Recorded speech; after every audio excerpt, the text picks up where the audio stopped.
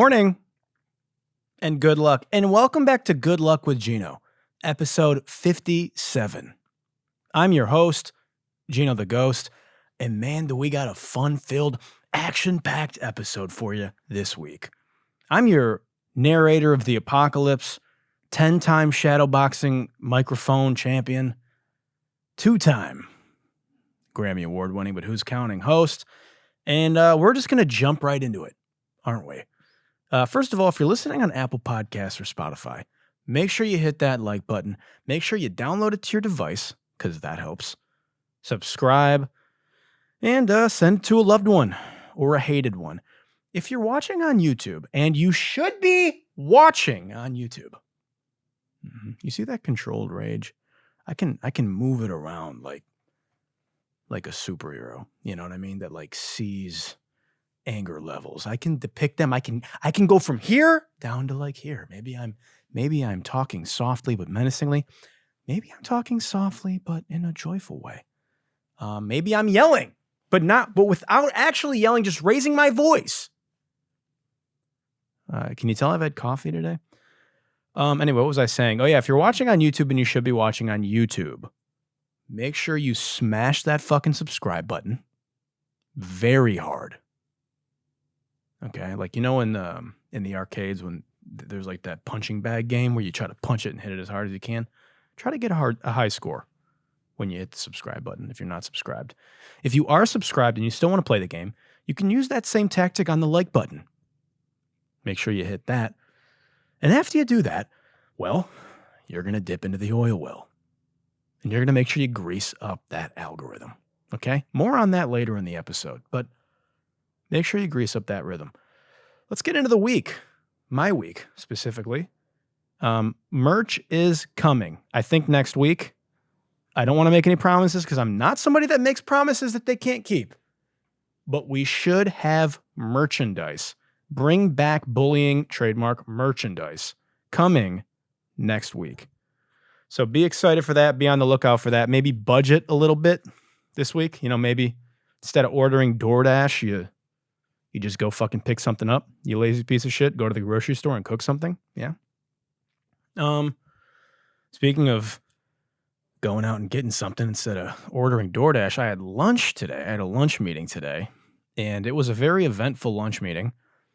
Can't say what it was about yet. I'm under NDA, but it involves music and it involves technology. Yeah. How exciting is that? Anyway, at this lunch meeting, the waiter came up and was ordering, and I got this podcast and I'm like, it's getting a little close. I want to be on time to record because I run a very tight schedule. Yeah. So I asked the waiter, I go, hey, what time is it? Because, he's got an Apple Watch on. And he looks at his watch and he says, it's 1400. Excuse me. What time is it? 1400. I'm sorry. This is America, right? So when I ask what time is it and it's 2 p.m., you're going to tell me it's 2 p.m. Do you know why? Because I don't want to have to do math. When I ask you what time it is, you're going to tell me the time that it is, not an algebra equation. Because then you say that, and I have to journey into my mind palace real quick, flip over the whiteboard, and do 14 minus 12. I don't want to have to do that. I don't want to have to do subtraction or addition. I want to hear the time instantly, know the time instantly. My time is very valuable. You've now wasted 4 seconds. Because that's how long it took me to... okay, it's 2. You know what I mean? Don't make me have to do math. So, you know me, I can't ever bite my tongue. I kind of like... I was like, 1400? I was like, 2? And he like kind of like laughed it off. I was like, sorry. This is just, we use military time in the restaurant just to keep everybody. Huh? You use military time in the restaurant? Sir, this is Tacos Tu Madre, not the Pentagon. Yeah, my shift ends at 1600.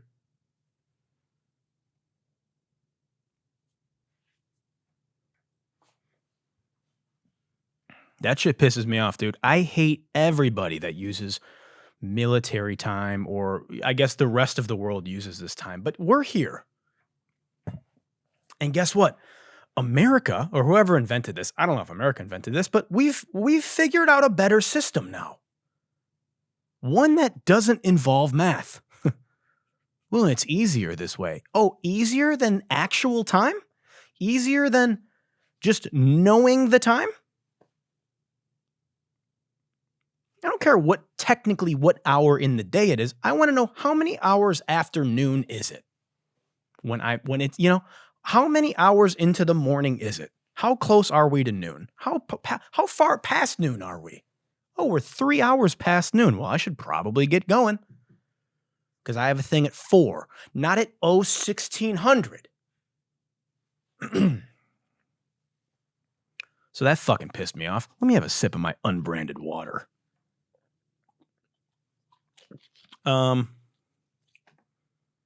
had 2 rap sessions this week. Now, I haven't done a lot of rap sessions because I just got so fucking sick of rap sessions. Rap is so political. I'm very grateful for rap music because it helped me break into the industry, but I just got absolutely burnt out on rap. I had a lot of hits in the rap category, so I got put in a lot of rap sessions early in my career. I did like 300 rap sessions a year for like 4 years. I'm a little burnt out, okay? But we started to I've had some people hit my line about rap. They want, some exciting projects that I'm getting roped into. So I had 2 rap sessions this week. It was good to kind of get back in the gym, get some exercise in with the hooks, And, man, I had a terrifying thing happen to me. In my session, I was talking to the engineer and I was like, yo, can you, I like told him to put on a plug-in or something, I was like we had a little distortion to this. And I went to point and I for some reason, and my glasses were like kind of down here. And I've done this before, but somehow my finger like ended up in my bridge of my nose. And when I pointed, I threw my glasses. Okay. I was like, yo, can we add some reverb? And threw my fucking glasses across the room. And thank God they didn't break. If my face jewelry... here's a fun story. Many, many, many years ago, a friend of mine is a director. I was doing a music video, and I was kind of helping him out on set. And it was for another friend of mine who's an artist. And he had a bunch of women on set. And these women, well, they happen to be strippers, many of them. And they were like, were like models that happened to model kind of naked-ish, right? It's a rap video. You know how rap videos go. Well, the lead girl of the rap video took it upon herself to get belligerently wasted, right? I'm talking drunk white girl at a high school party wasted. I'm talking Arizona State University. I've never drank before because I grew up in Utah and I'm Mormon, but now I'm at ASU and I'm going to take a bottle of vodka to the face wasted. This girl was belligerent and she was fucking flailing around set. Just like a danger to everybody around her. And my homie was like, yo, can you do me a solid and like make sure this girl doesn't fuck? There was like red cameras on set and like just all types of expensive equipment that they had rented. And she was acting like she had never been drunk before. He's like, bro, can you like fucking help corral this girl, please? Like, I need your help, please, bro, please, bro, please. And I'm like, all right, fine. Like, I don't want to fucking have to corral this drunk, but I did my best. And like 10 minutes after this, she's literally like damn near like twerking in front of the fucking camera, like 4 feet away from the camera, just flailing around. And I'm like, hey, okay, come on, like stop, and I'm trying to like be polite. And finally, I'm like, she's just not listening to me. So I went to walk up to her to be like, hey, can you stop? And she fucking threw her arm back and cracked me in the face and knocked my glasses off and broke my glasses. These glasses. Now,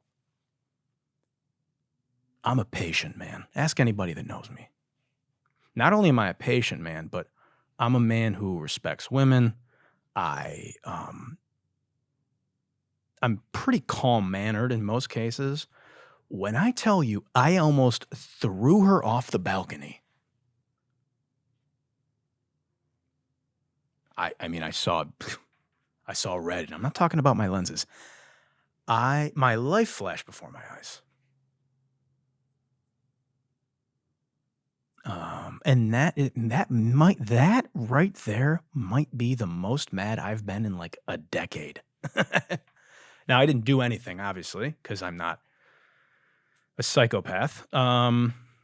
But I exploded. I mean, I screamed at her. Like, I fucking screamed. Right? I didn't touch her. I've never hit a woman, but I like lost my shit. Okay. And I thought they were completely destroyed. I left. I'm like, hey guys, I'm going the fuck home because if I stay here any longer, I don't know what's going to happen. Went home the next day. The good news is they broke like here. So the lenses just broke, I guess. And it was just like a few $100s. If they broke at the sticks, it would have been a disaster. I might be in prison. Moving on from that. Okay. I found out something very disturbing today on TikTok. This is why they can't ban TikTok, because I never would have found this out had I not been on TikTok. And I have to talk about it on here, just in case any of my viewers are, use this kind of thing. Turns out that you're not supposed to use Q-tips in your ear at all. Like, you're not supposed to use Q-tips in your ear. Now, I always thought that you just weren't supposed to go super deep with the Q-tip in your ear. Like, they could be dangerous because you could like accidentally hit your eardrum and go too deep in your ear. No, you're not supposed to go in your ear at all with this Q-tip. Like, maybe just the outskirts of but like even that, you're taking out valuable earwax that you need in your ear. And ears are self-cleaning. So like, your ear cleans itself. It cleans out the wax on its own. Now, I'm not sure about this because I've seen some people who like clearly have never used a Q-tip and their ears are fucking disgusting. And I'm like, yo, my boy, get a Q-tip, But yeah, was very troubled to find this out. What's crazy is that Q-tip sells like 32 billion packs a year of Q-tips. And like, I'm pretty sure everybody is using their Q-tips for the most part to clean their ears. Like, I think, I know women use them for makeup, but like, fellas, what what we're doing with them? We're putting them, putting them in our ears, unless you're a sicko. So yeah, make sure you're not using those anymore, guys. Yeah. Okay. Moving on.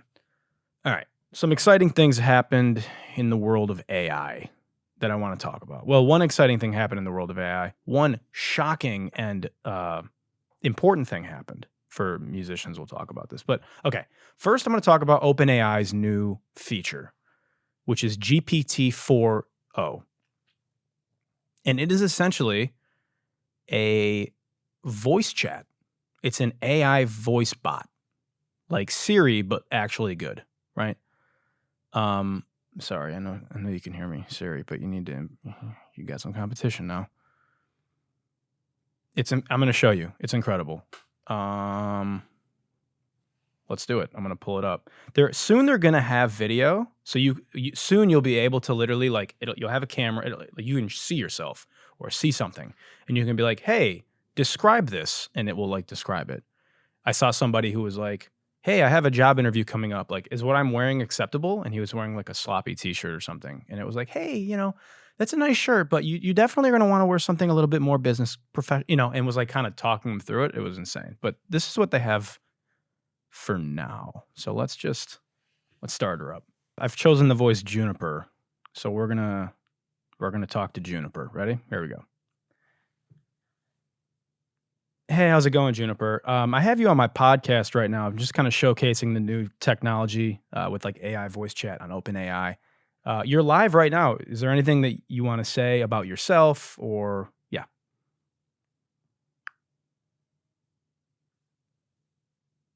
Hi, everyone listening to the podcast. I'm ChatGPT, an AI developed by OpenAI. I'm here to chat answer questions, and help out with a wide range of topics. Thanks for having me on your show. What would you like to talk about today? No problem. So I was looking for some help. I was wondering, can you provide me and my listeners a step-by-step guide on how to start an oil well and build out an oil company? Starting an oil well and building out an oil company is a complex and capital intensive process. Here's a simplified overview. 1. Research and planning. Understand the oil industry, regulations, and market conditions. This involves geological surveys to find potential oil reserves and assessing the economic feasibility. 2. Acquiring rights. You need to acquire the rights to explore and drill in a location. This usually involves bidding for leases or buying rights from private owners. Sorry to interrupt you. Real quick. How expensive is it generally to like get those bidding rights? Let's say for one piece of property.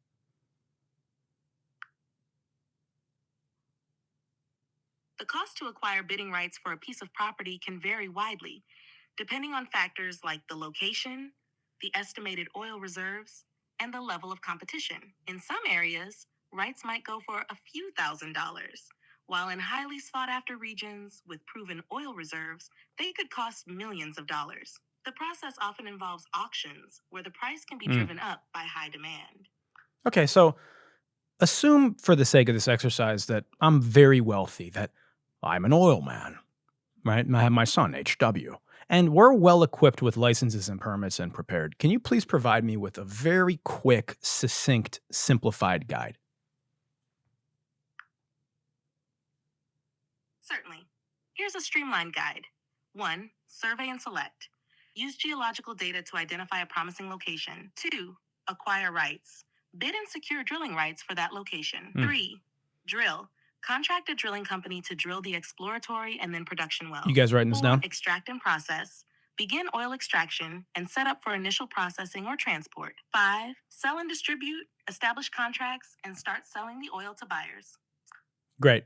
Sorry to interrupt you again. Now, real quick, how could someone use that oil or grease to grease up the algorithm on YouTube or on my podcast?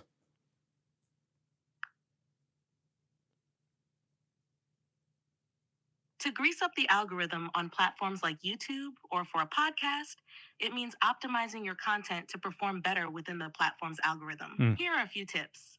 1. Engaging content. Okay. And then, so what's really cool about this is you can hit like tap to interrupt and just keep going, but what's cool is it will literally, it transcribes your entire conversation and has everything kind of like mapped out for you. So this feature is incredible and it's free for anybody on OpenAI, any OpenAI account. Now, obviously, like there's premium packages that get you better shit, but it's a free tool. It's crazy. It's live now. So you just get the app and you can kind of get to work on it now. You can choose voices. It's pretty fucking fire. I've already used it a handful of times. And I don't know, man. It's pretty, shit's getting wild pretty quick. And what's even more alarming is how fast Google is falling behind. Talked about this a couple weeks ago, but they're in real trouble. Yeah, we won't spend too much on that. I want to talk about something else in AI. So again, I told you guys I wasn't going to talk about the Drake and Kendrick beef for political reasons, but we are going to talk about this portion of the Drake and Kendrick beef because something really important happened for musicians and for creators. So during the Drake-Kendrick beef, Metro Boomin launched a song competition using this instrumental. And you've heard it. It went very, very viral. It's called BBL Drizzy. BBL Drizzy. BBL Drizzy. Oh, BBL Drizzy. BBL Drizzy. That sample, right? BBL Drizzy. I'm thicker than a snicker. I'm thicker than a ninja. Don't act like you don't know me. These hands deserve a trophy. Baby, it ain't no mystery. Got the best BBL in history. This cake will make you show up. Okay, so you're probably wondering, where the fuck did Metro Boomin find that sample? What song in music history has it goes BBL Drizzy? thicker than a Snicker, got the thickest BBL in history? And the answer is no song, because that is an AI sample that was made by musician and comedian King Wallonius using Udio, which is a AI music software. So this is the original BBL Drizzy that Metro sampled. Okay, here he is. BBL Drizzy. BBL Drizzy. I'm going in. No diddy. I'm going in. I've never heard this. No diddy. I'm going in, no diddy. Jesus Christ. I'm thicky thick. So thicky. So he sampled this. Going drizzy. I'm going drizzy. Hey, I'm going drizzy. BBL Drizzy. BBL Drizzy. BBL Drizzy. Oh, BBL Drizzy. BBL. Okay, so I mean that's just so goddamn funny. So basically, this stemmed from the King Wallonius made this apparently in response to like Rick Ross said something about Drake having a BBL, and he used an AI software. So he probably put those lyrics in, and then the AI Udio created that. So he probably had to prompt it with like old school Motown soul. You know, this is the lyrics. The song is called BBL Drizzy. And then it generated that. So this is groundbreaking. And I don't want to call myself a prophet, but I've been doing this in my own producer journey. I've been using AI to create AI samples, because what a lot of people don't know is that sampling is insanely expensive and a massive pain in the ass. It is very, very difficult to clear a sample. It's almost impossible to clear a sample if you're an unknown producer. It's super impossible to clear a sample if you're an unknown producer and the artist isn't popping and the song isn't moving. So what a lot of people have to do is like the song has to pop off and then you clear the sample retroactively and then you lose way more publishing because you have no leverage. And even for super established producers, it's extremely difficult to clear a sample. Now, if you're a huge producer and it's a huge artist, it's easier to clear the sample because the estate or whoever owns the rights to the song feel more incentivized to clear it because they're like, all right, we're going to get a chunk of the publishing, we're going to get a check. If they didn't recreate the sample, you also usually, you know, they'll get a chunk of a little piece of the master, et cetera, et cetera. So this is a incredible solution for the majority of songs. Because a lot of times, you know, and also it's very time consuming to like, it's called crate digging. So producers will like crate dig for samples and you literally like, you go online, you try to crate dig, you know, you're looking for this, like, all right, I need a soul sample. Oh, maybe I should try to sample Marvin Gaye. Don't do that. Oh, maybe I should sample this like Motown, you know, and what's great about this is not only is it like, you don't have to pay anybody. And I know that sounds fucky. And as a producer, I shouldn't be saying this, but it's a solution in some cases, not all cases, to create just new original music. So for example, like, let's say I'm trying to sample like a folk song. I can, instead of trying to like find the perfect folk song and then have to think about clearing and losing a chunk of my publishing and I can create a prompt. So I'm going to do that right now. Let's do one right now. It's like, okay, I want to create a folk alternative sample about fire in the forest, because it'll just sound cool. Sung by a woman with guitar. I don't know. Okay. It's generating. And, okay, let's see. Ready? Fading Embers. Here we go. In the twilight of the evening sky, memories dance like fireflies. Time slips through our fingertips like sand, holding on to youth, but it's slipping from our hands.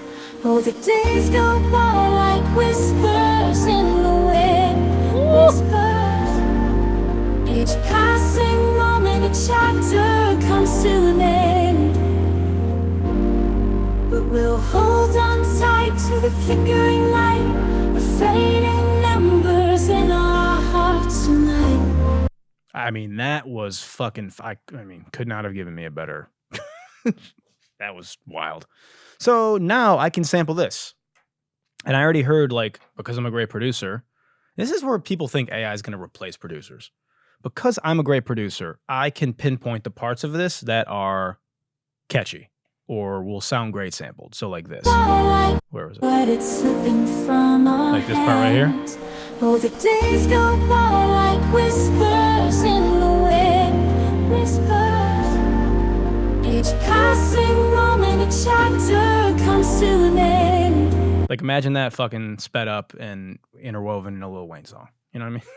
So anyway, this is probably the most successful case early on of a producer using AI in a sample. I'm sure there's been others, but this is like the biggest example. And you're going to start seeing more of this. Now, obviously, let's talk about the problems of this. The problems right now is that most of this music is likely trained illegally. I can't speak to Udio specifically. I can't speak to Suno. I don't know. They all are very like touch and go about how their music is trained. And I'm working with the AI company right now, unofficially, that is training music legally, and we're trying to find ways to incentivize those whose music is trained off of them. But platforms like Udio put that risk on the user. So like you, by using the music, they're like, hey. Now I don't think like rights holders are going to come after you because it's really hard to tell if you're using it. But this is an obvious moral issue with a lot of AI music. And then also like, I want to be clear. I don't think sampling is going to go away. Like sampling other music. That's why I don't feel scared to like talk about this or feel like I'm like a traitor, you know. This is just a tool that you can use in certain instances. But sampling hit songs is not going away. It's like it's like the top 20 on Billboard. Minus Taylor Swift and Billie Eilish right now. Is all just sampled flips. I mean, record labels are not going to drop a song unless it samples a fucking hit song. You know, A&Rs are pushing for IP, flipping existing IP. Because it's the only way labels feel comfortable pushing a single. It's much like the film industry. You better be fucking putting out a piece of existing IP and putting your spin on it. Something people are familiar with, that's been successful, that's got a built-in fucking listener base. So I don't think we're going to see like everybody just creating samples to sample now, you know? We're going to still see what we've been seeing. So, but just producers, I implore you, as always, as I've been saying, get familiar with AI. Start using it. It's a great tool. All right. Before we move on to our main story, the United States Congress is making a fucking fool of itself again. Is it a day that ends in a Y? Well, that means that Congress is probably embarrassing itself. What I'm talking about. I think your fake eyelashes are messing up. No, what you're ain't reading. nothing. Hold on. Listen. Order. Mr. Chairman, That's beneath would even you your please history. regain That's order beneath of your you. committee. Order. I do have a point of order, and I would like to move to take down Ms. Green's words. That is absolutely unacceptable. How dare you meeting will attack the suspend, physical meeting will appearance of another suspend. person? Are your Move feelings her hurt? words down. Aw. Oh, girl, baby girl. Oh, really? Don't even play. with Baby me. girl? We're gonna, I don't think We are going to so. move, and we're going to take your words down. I Thank you very second that motion. Ms. Green agrees to strike her words. I believe she Chair needs to recognizes apologize. Mr. No. She Perry. needs to Okay, apologize. hold on. Then after Mr. Perry's going to be recognized, then Ms. Jesus I'm not has 4 minutes and apologizing. 21 Well, seconds. then Okay, you're reserve not the right to striking your object. words. I am Mr. not Perry. apologizing. Now let's go. Come on, guys. Why don't you debate me? Mr. Chairman, the it's minority. pretty No, self-evident. You're not. Yeah, you're out not- of order. you don't have enough You're out of order. intelligence. Chair recognizes Mr. Perry. Okay, move to strike I'd the. like to I strike move to those strike the words lady's as well. words. I move to I would strike- like to Move to strike strike those the as lady's well. words again. That's 2 requests to strike. That's 2 requests to strike. Oh, they cannot take the There's words. another motion to strike her words again. Please All right. get Okay. your members under Here's the control. correct priority. Ms. Green, do you ask unanimous? Do you agree to unanimous consent to strike your words? I repeat again for the second time. Yes, I'll All strike right. my words, That- but I'm not all right. apologizing. Without objection. Without Not objection. apologizing. Chair recognizes 21 seconds. Mr. Chair, point of order. Who's It's me. Let's take a break. I got to take a break from that. Is this Maury? Am I watching Jerry Springer? I feel like I'm watching Real Housewives of DC right here, you know? Is this Real Housewives of DC? Real House of Representative Wives? Real House Committee Wives of DC? That's better. Real Housewives. There's the joke. Sometimes you got to find the joke, you know? It's not always, you got to kind of work through it. What is this? Real House Committee Wives of DC? God, that's good. This is a House committee hearing. And the woman who is obviously being just an absolute fucking belligerent maniac is Marjorie Taylor Greene, who just cannot. Our government is completely unserious. I'm glad our tax dollars are going towards funding high school girl arguments. I mean, this is. I'd like to strike those words. I'd like to strike myself in the face with my fist. I'd like to strike Marjorie Taylor Greene from the Senate or the House or whatever I don't even know. Can we just strike her from government? Can we strike her? May God strike her from the earth. Who is electing these people? Anybody who elected this Neanderthal should be stricken from ever voting again. This woman has only ever been in the media for being a belligerent moron. Not one time have I ever seen her say anything of value, of intelligence, not a modicum of dignity or professionalism. I mean, can we fucking take something serious?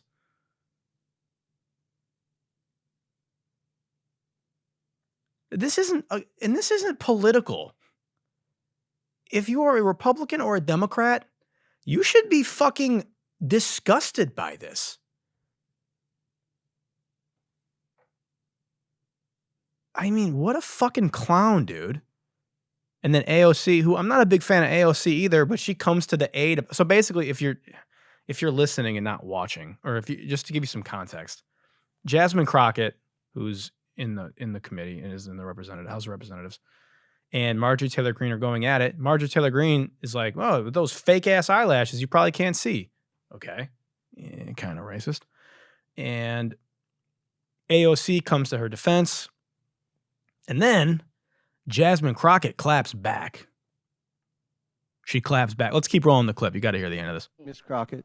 I'm just curious, just to better understand your ruling. If someone on this committee then starts talking about somebody's bleach blonde, bad built butch body, that would not be engaging in personalities, correct? A what now?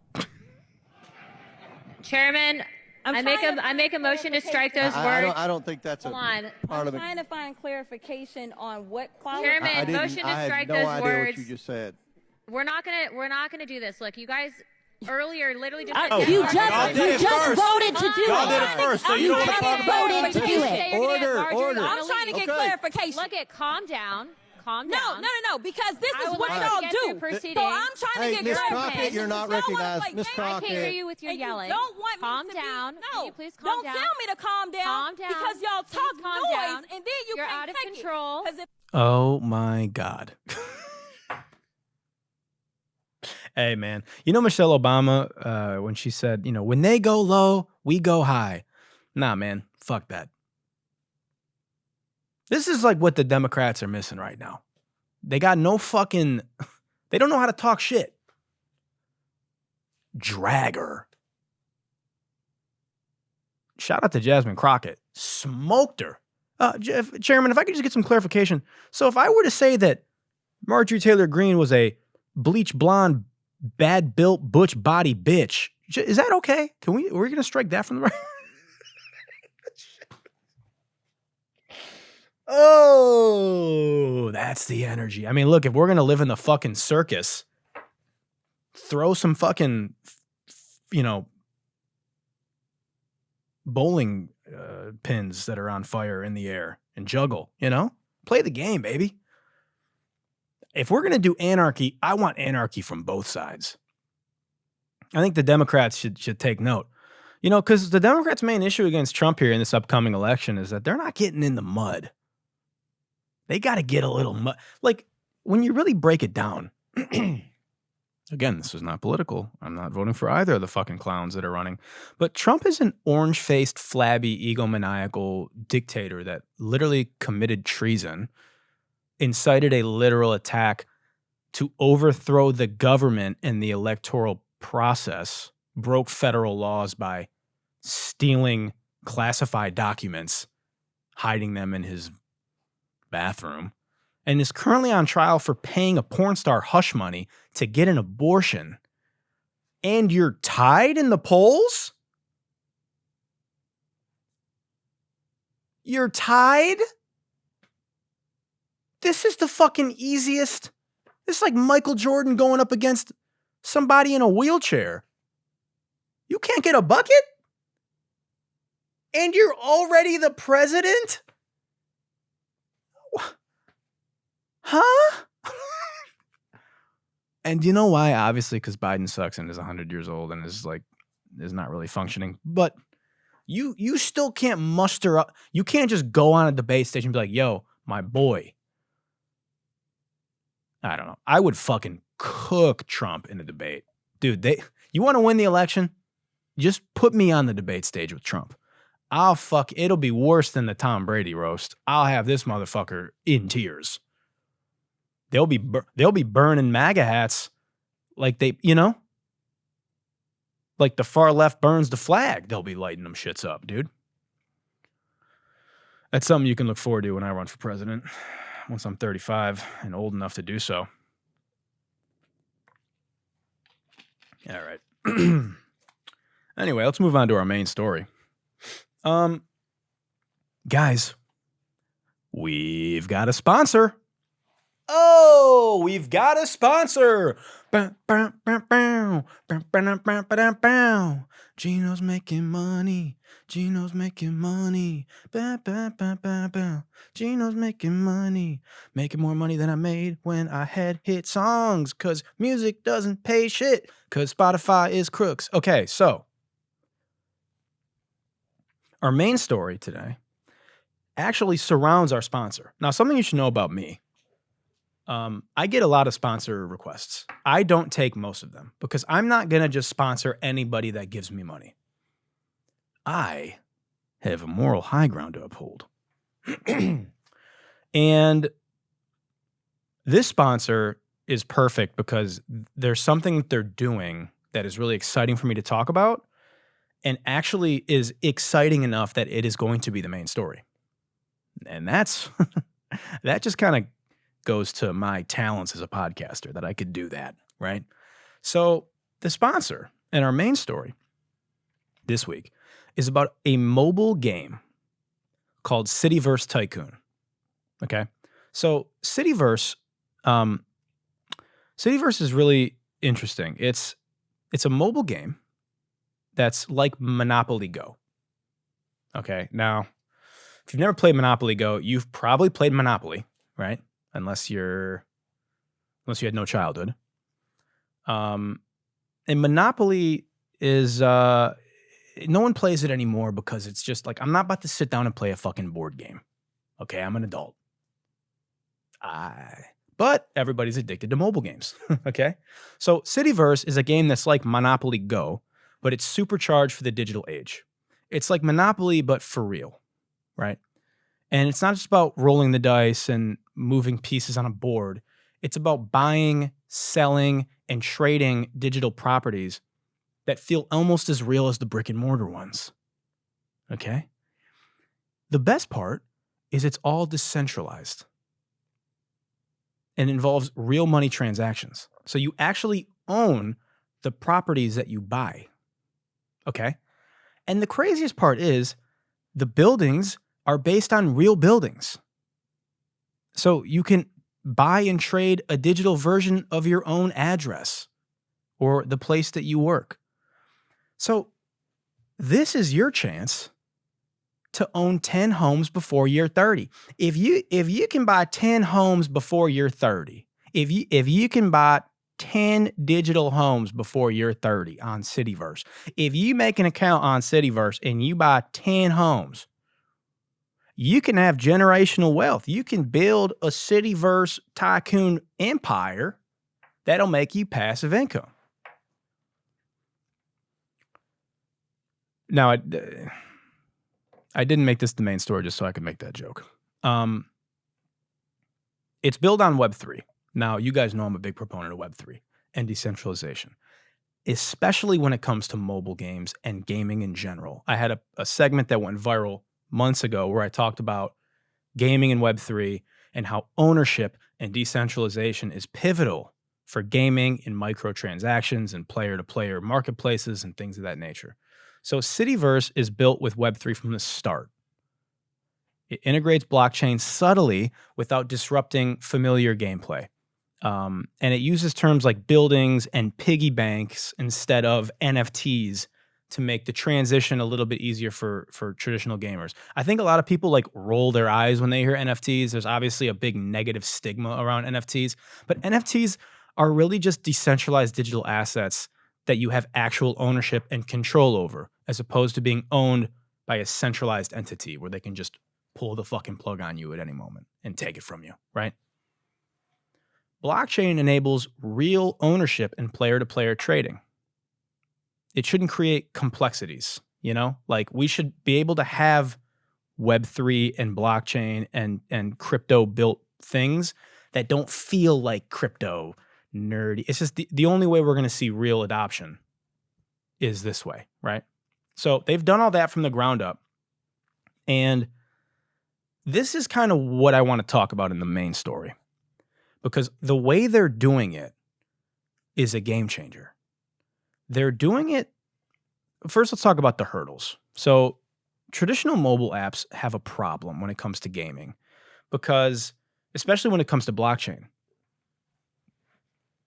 because you can't truly onboard people into blockchain and you can't truly thrive as a game on Apple's App Store, because the Apple App Store takes 30% from everything.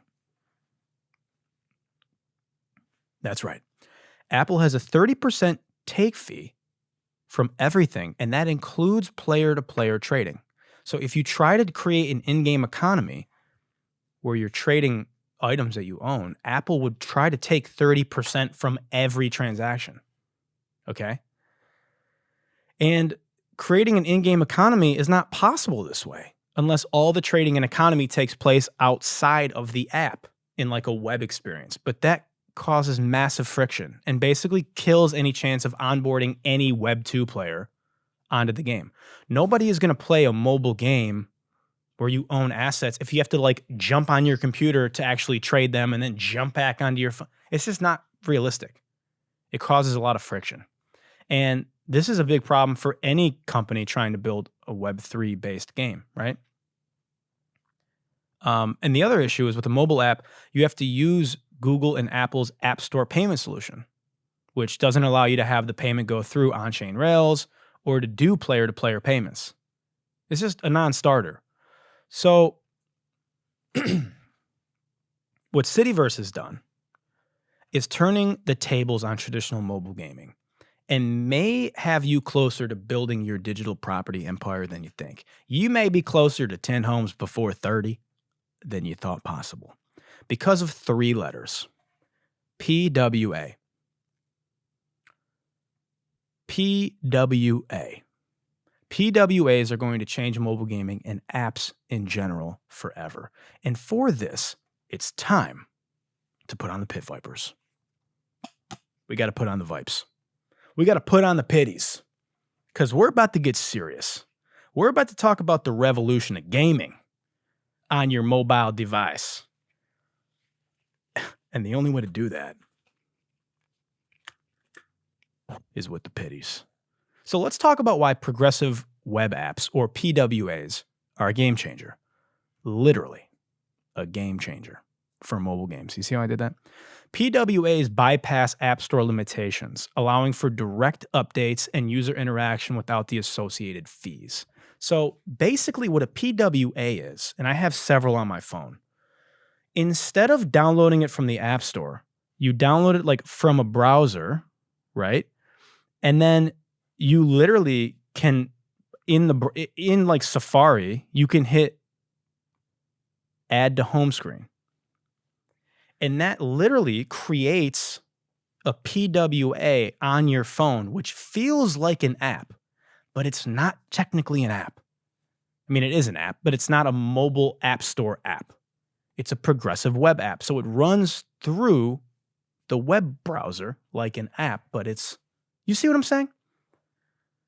So they bypass the App Store limitations and they facilitate a true in-game economy by enabling frictionless, direct player-to-player trading.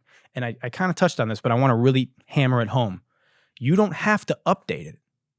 Like, you don't need to update the app through the App Store. It updates automatically. It's like a website. It just updates. Okay? But yeah, it facilitates a true in-game economy by enabling frictionless, direct player-to-player trading without having to worry about going somewhere else or paying App Store fees or whatever the fuck. It's essential for integrated, seamless Web3 functionality without the overhead of App Store restrictions. It is a game changer. It's a game changer. Do you remember Fortnite? Well, it still exists, but do you remember when Fortnite was kicked off the App Store? Remember when Fortnite was a huge mobile game too? You could play Fortnite on your phone. Well, you can't anymore because in 2020, Apple kicked them off the fucking App Store.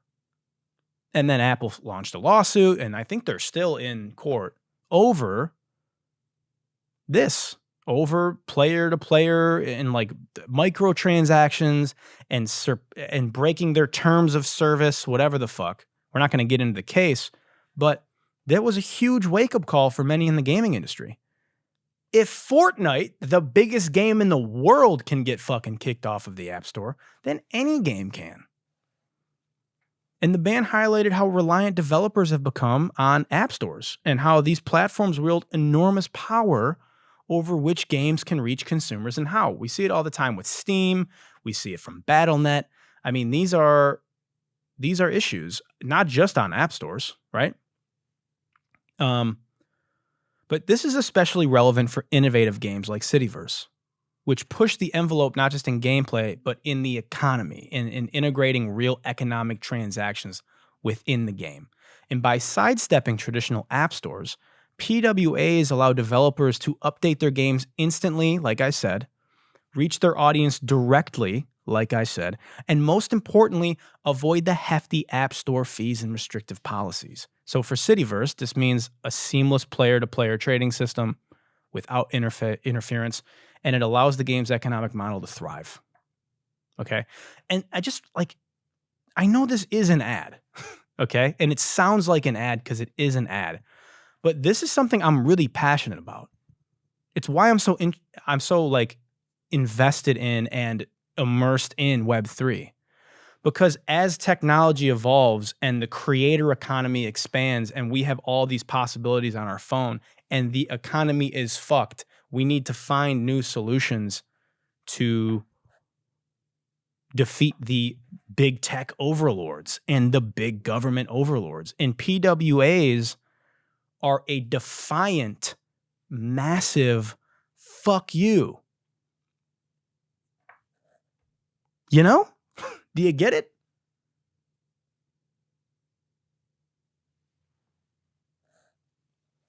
I mean, they're a game changer. And they're not just a game changer for, for mobile gaming.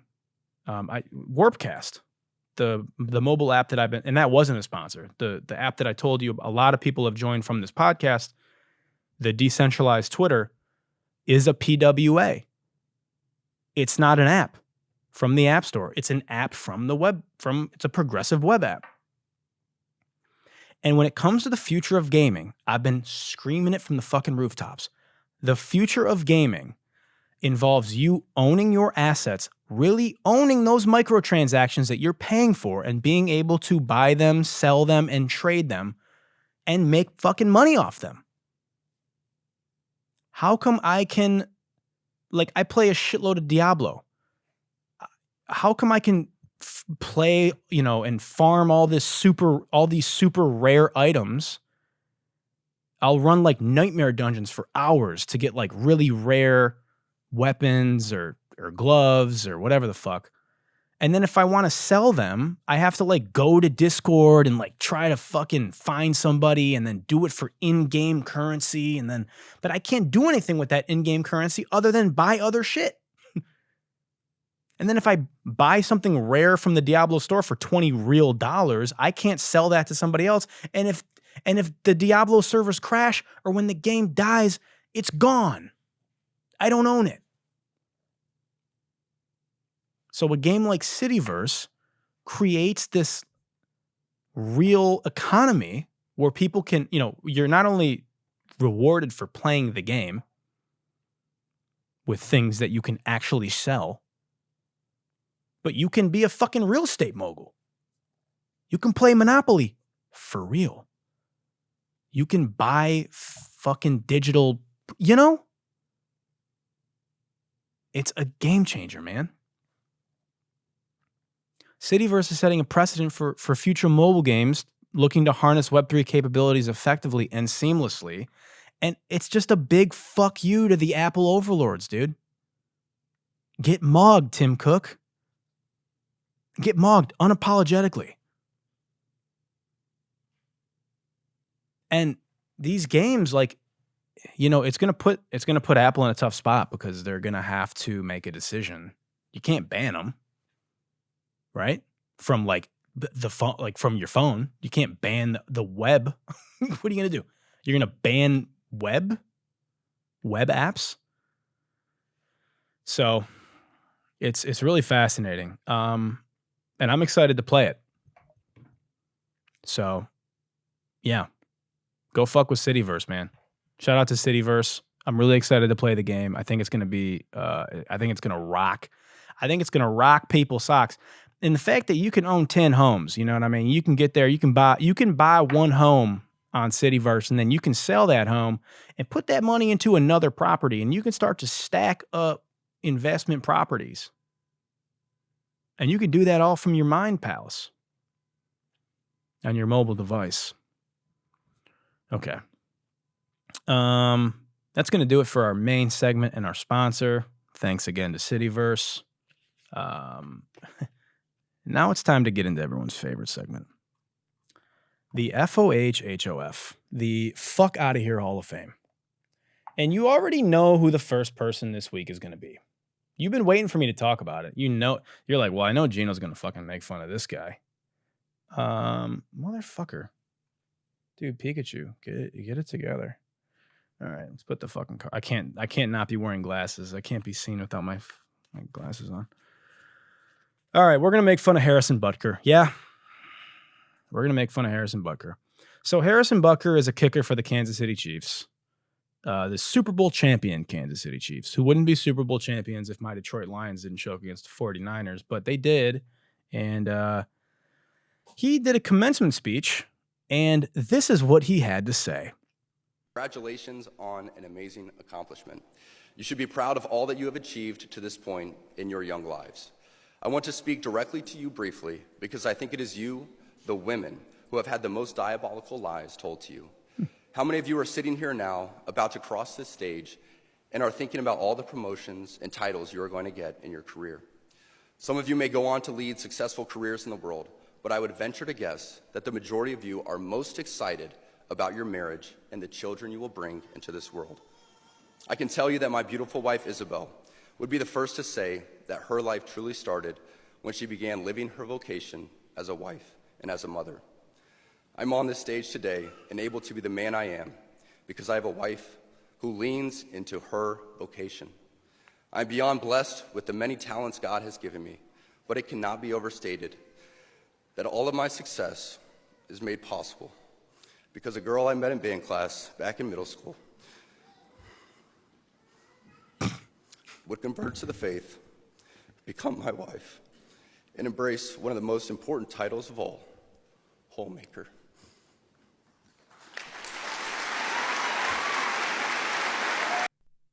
Okay. This was at Benedictine College, who for some reason applauded him after this speech. Dude, that is the most insane thing to say at a college graduation to graduating women, maybe ever. You know, and him just breaking up at the end, breaking into tears. I can say to my wife, Isabel, her life truly started when she married me and I put my seed inside of her. Before that, nothing. Not important. She truly was born when we were wed. Bro started crying like he's reciting his vows. Sir, you're at a college graduation. He basically got up there and said, all my success is possible because my woman gave up her dreams so I could pursue mine. I mean, what a fucking insane thing to say. He's being dragged through the media, rightfully, for this. Because he basically went out there and said that, you know, hey, I want all the cheerleaders to be wearing Handmaid's Tale outfits. All the cheerleaders on the Chiefs should be wearing the fucking white hood and the red. And ironically, the Chiefs' colors are the same colors that the woman wore in Gilead. So there's something to be. Blessed be the fruit. What's crazy about this is, like, this is the teammate of Travis Kelce who is dating Taylor Swift, right? So he basically went up there and told Travis Kelce's girlfriend, it's time to settle down and become a family woman. Hey, Taylor Swift, time to hang up the microphone and begin your true vocation. Your real calling, which is to be a housewife.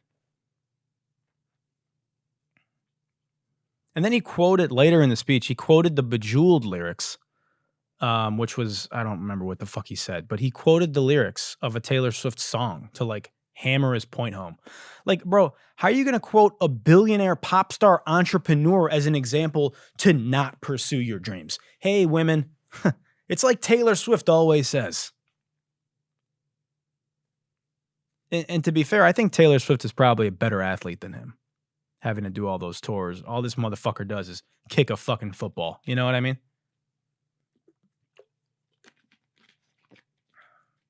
And why is he... Dude, commencement speeches are always hilarious.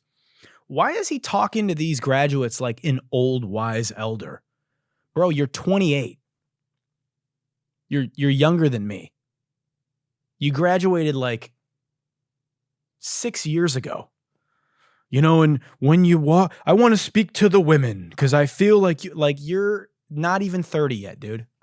What do you know about anything anyway? I want to speak directly to the ladies. I know you spent tens of thousands of dollars on this degree, probably upwards of $75,000, and it will look great framed above the baby carriage in the children's room. You can gaze over it as you fold laundry. But it's time to give up on these dreams. He really said this in America, where the economy is in shambles and a single income can barely support a family. At a college graduation! Told these women, you wasted 4 fucking years. Get in the kitchen. All these women in the audience are now in crippling debt and need to use their careers to attempt to crawl out of it. Don't do that. You better find a husband and start churning out children and hope that his income can afford it, like an NFL kicker. You better marry an NFL kicker. I mean, leave it to a kicker to miss the fucking point when it matters the most. And I want to be clear, he's one of the best kickers of our generation. He's an incredible kicker. I mean, he's a great kicker. Super Bowl champion multiple time. Incredible, I'm not going to go through his stats because who gives a fuck? It's a kicker. Being the best kicker in football is kind of like being the best triangle player in the orchestra. You know? Nobody gives a fuck about you unless you fuck up the triangle. And it's like, oh, what was that note? You know what I mean? No one cares. No one remembers the big kick that you made in the game, buddy. We remember Patrick Mahomes. We remember Travis Kelce dragging defenders into the end zone. And I think this is just like a weird attempt. I mean, he's also just a fucking loser. Like, this dude was a speaker at the Strongest Man Conference this year. That's right. The Strongest Man Conference. Let me play a clip from the Stronger Man Conference.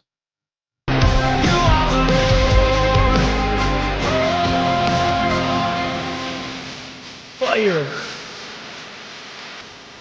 Swordmaster. Monster truck. Harrison Butker, NFL kicker. Is there anything gayer than the Stronger Man Conference, you know? Is there anything tiny dicker than that? Hey, everybody, I got a big dick. Everybody in the crowd is a big dick. Here at the Stronger Man Big Dick Conference.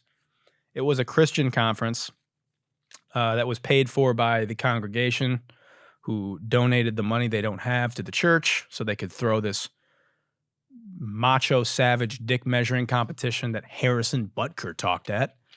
It's just like, what is this? Is this a weird PR stunt from the Chiefs?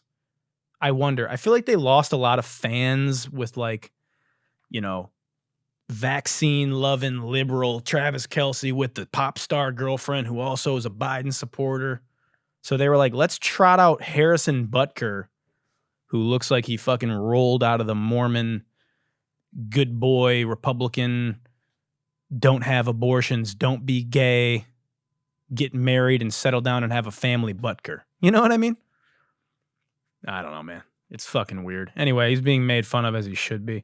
Another football star that I despise way more than Harrison Butker also did something that we're going to make fun of this week. Here's Aaron Rodgers on the Tucker Carlson show. And for us, is they could, put some on your computer to cancel you. They could set you up for something. Oh, of course. Thankfully, I don't watch porn. I've never been into any weird kinky stuff. So it'd be really, and I think it'd be pretty unwise for a prominent person to get into online porn because all that stuff is monitored. Yeah. I mean, what? Tucker laughed a little too hard at that at the end. Bro just unpromptedly brought that up. Just brought that up unprompted. I mean, fortunately, I don't look at porn or, I don't look at any of that stuff I definitely don't look at any of that kinky stuff. I don't look at I don't look at any gay stuff. I would never look at that. Nothing really weird. And so if they ever found that on my computer, it would not be me. It would. And so don't, I wouldn't even look. Why look? Because there's nothing. I mean, there's no porn at all, right? But there's definitely not any kinky stuff. And if you did look, which you shouldn't, because why? There's nothing there. I don't do that. But if you did and you did find it, it wouldn't be me. So they would have had to plant it. Guys, I think someone should check Aaron Rodgers' computer. Look, nobody hates Aaron Rodgers more than me. Well, maybe his own family. But as a Lions fan, I'm a close second. This man has denied me of so much joy in my life. From the fucking Hail Mary. There's so many. Look it up. I mean, he's... But I hate this motherfucker. Do you know what I mean? I hate this motherfucker so much, man. I hate Aaron Rodgers more than Kendrick hates Drake.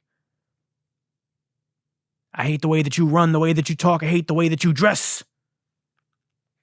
I hate the way that you throw the ball. If I catch pests, it's probably intercept. Certified quarterback, certified pedophile. Anyway, no, I'm just kidding. I don't think he's a pedo. But the Olivia Munn rumors are making a lot more sense right now. I won't go on any further than that. But let's just say he had to shave his beard so he could rock that porn stash.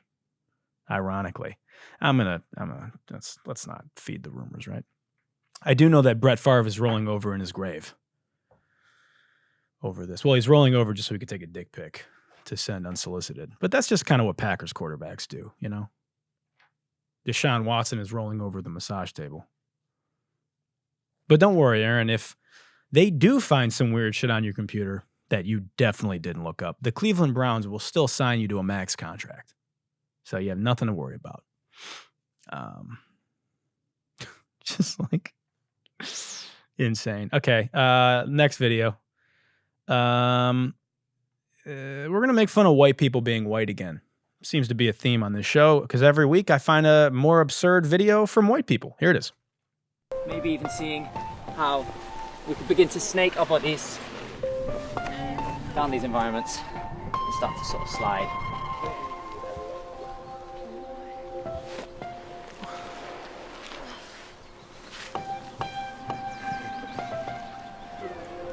Notice you also have the whole underside of this trunk, empty space to be used. Oh my God.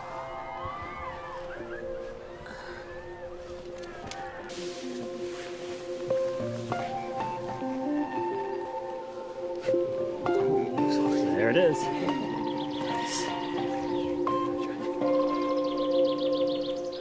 Dude.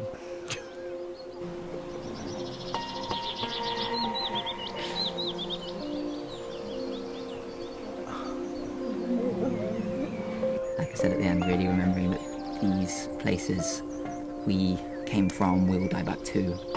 So let's just not forget they're out here.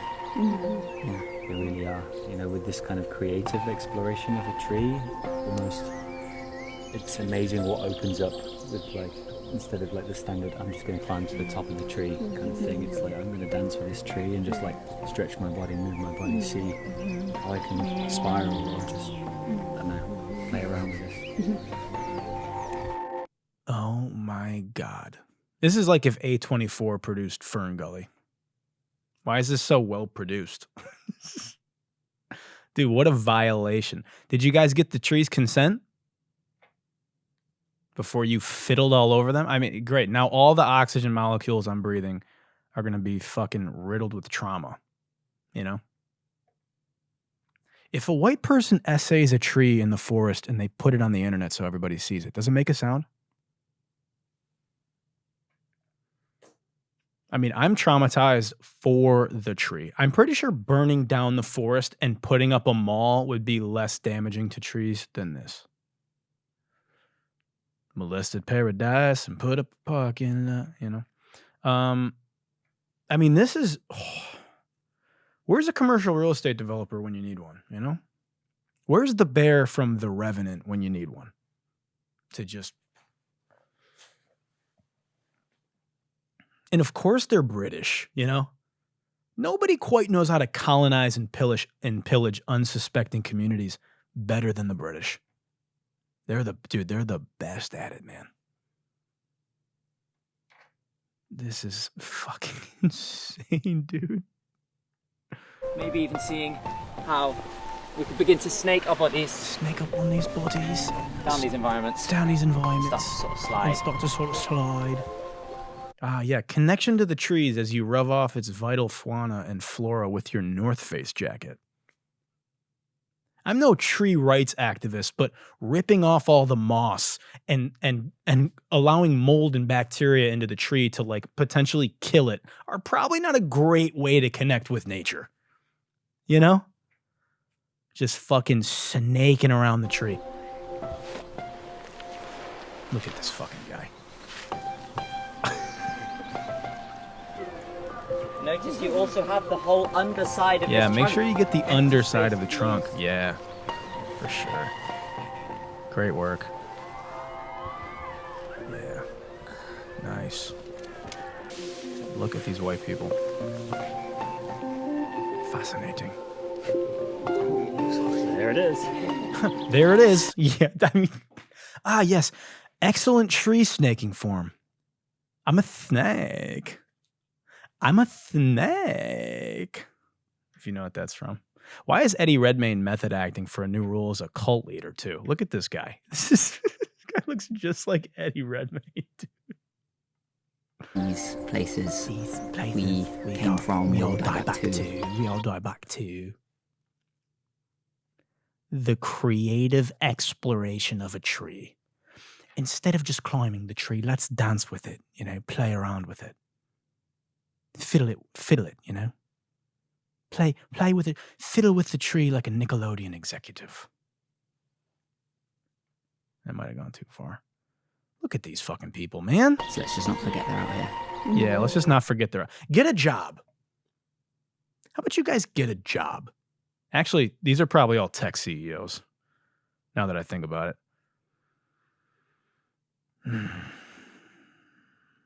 Insane. All right, guys, that's going to do it for this week. I'm exhausted.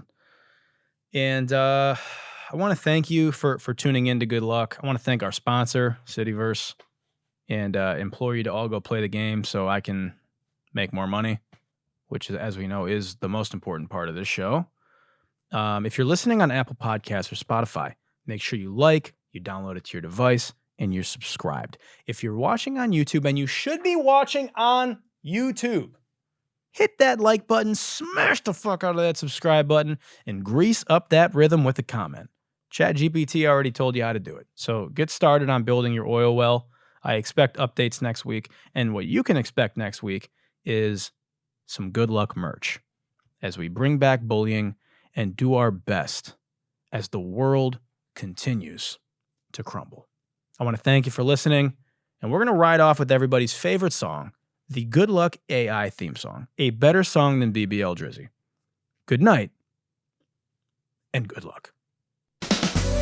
Everybody listen close. There's a brand new show that you gotta know. It's called Good Luck with Gino. That's me. It's gonna get you moving, get you in the zone. Good luck, good vibes, good times.